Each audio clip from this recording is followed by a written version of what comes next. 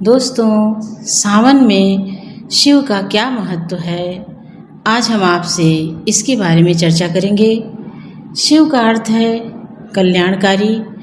जैसे शिव ने विष पीकर अपना जीवन संकट में डालकर पूरी सृष्टि की रक्षा की, ठीक उसी तरह से इस सावन के महीने में जब देश कोरोना जैसी महामारी से जूझ रहा है, उस समय हमारे डॉक्टर, स्वास्थ्यकर्मी, सभी प्रशासनिक अधिकारी अपने जीवन को संकट में डालकर सभी की रक्षा कर रहे हैं। जब हम देश हित में कोई कदम उठाते हैं, सेवा भाव से आगे बढ़ते हैं, तो मार्ग में अनेक कठिनाइयाँ आती हैं, लेकिन हमें निडर होकर परमात्मा पर पूरा विश्वास करके उन कठिनाइयों का सामना करना चाहिए।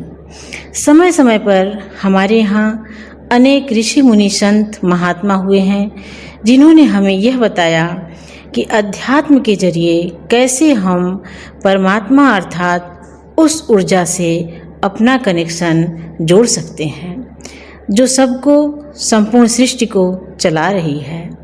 सबसे पहले हम जान लेते हैं कि आध्यात्म क्या है। दोस्तों, मैं कौन हूँ, यह जानना ही अध्यात्म है। अध्यात्म की शुरुआत खुद को जानना और ईश्वर को पहचानना है। आत्मा के अनुसंधान के विज्ञान को हम अध्यात्म कहते हैं। अब हम ये जानना चाहेंगे कि अनुसंधान क्या है। जब हम इस रहस्य को समझ लेते हैं कि मैं शरीर नहीं हूँ, आत्मा हूँ, तो भौतिक जगत के सारे झगड़े समाप्त हो जाते हैं और यही हमारा आध्यात्म है। मात्र इतना समझने से कि मैं शरीर नहीं हूँ, आत्मा हूँ, मन से काम, क्रोध, लोभ, मोह, अहंकार, ये पांचों विकार समाप्त हो जाते हैं। यही अभ्यास ही आध्यात्म है। जब हम ऐसा सोचते हैं तो मन से लोभ भी चला जाता है, क्योंकि मनुष्य को उतना ही चाहिए जितने से काम चल सके। हमें अपनी इच्छाओं को वश में करने आ जाता है। अभ्यास के जरिए हम यह समझने लगते हैं कि हम कुछ करने वाले नहीं हैं, क्योंकि डोर तो किसी और के हाथ में है। हम पतंग के सिवा कुछ भी नहीं हैं। पतंग जब तक डोर से बंधी रहती है, तब तक आसमान की ऊंचाइयों को छूती है।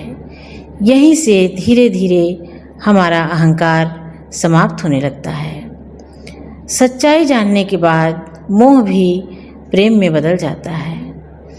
मोह जब प्रेम का रूप ले लेता है, तो संपूर्ण सृष्टि में उसी की शक्ति का आभास होने लगता है। और क्रोध भी आता है तो किसी के सुधार के लिए आता है। जैसे कुम्हार घड़े को सुंदर बनाने के लिए मिट्टी को कितना रौंदता है, लेकिन मिट्टी से उसका कोई निजी बैर नहीं है। वह मिट्टी को सांचे में ढाल करके अपने हाथों से सुंदर घड़े का निर्माण करता है। उसी तरीके से किसी को सुधारने के लिए यदि हमारे मन में किसी तरह की शत्रुता नहीं है, तो फिर हम परमात्मिक रास्ते पर चल रहे हैं। दोस्तों, इसके बाद जब मन पूरी तरह से पवित्र हो जाता है, तो किसी भी चीज़ की कामना होती है तो शुभ के लिए होती है। इसीलिए सावन का महीना भोले की पूजा के लिए सर्वश्रेष्ठ है। शिव जी को हम भोले बाबा भी कहते हैं। एक महीना हमारे मनन, चिंतन और अभ्यास के लिए होता है। इस समय जैसे समस्त सृष्टि हरी भरी प्रसन्न दिखती है, उसी तरह हमें भी अपने मन को निर्मल और सदा प्रसन्न रखना चाहिए। बाबा भोलेनाथ की तरह मन भोला हो जाए, सहज हो जाए, सरल हो जाए। किसी तरह की चतुराई, छल कपट मन में ना आए। भगवान शिव को हम 3 एक साथ जुड़े हुए बेलपत्र चढ़ाते हैं।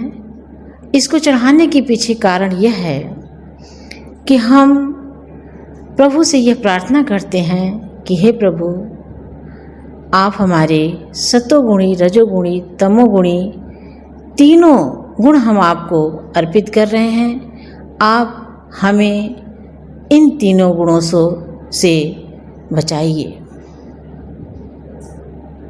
इस समय संपूर्ण सृष्टि जैसे सुंदर लगती है, वैसे ही हमारा आंतरिक स्वरूप और बाह्य स्वरूप दोनों सुंदर होना चाहिए।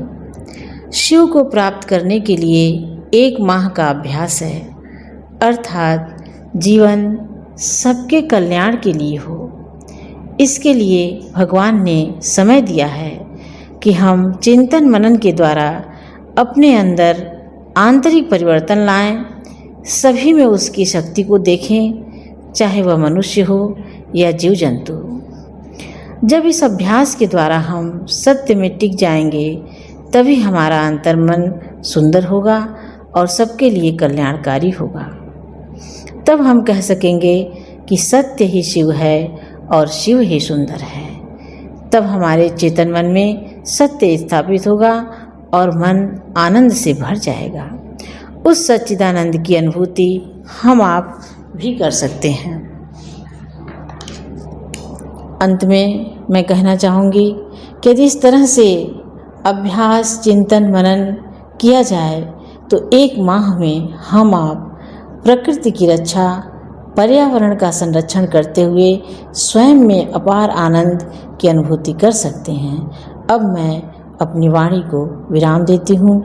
आगे मैं किसी नई चर्चा के साथ आपसे फिर जुड़ूंगी। तब तक के लिए ओम नमः शिवाय, ओम नमः शिवाय।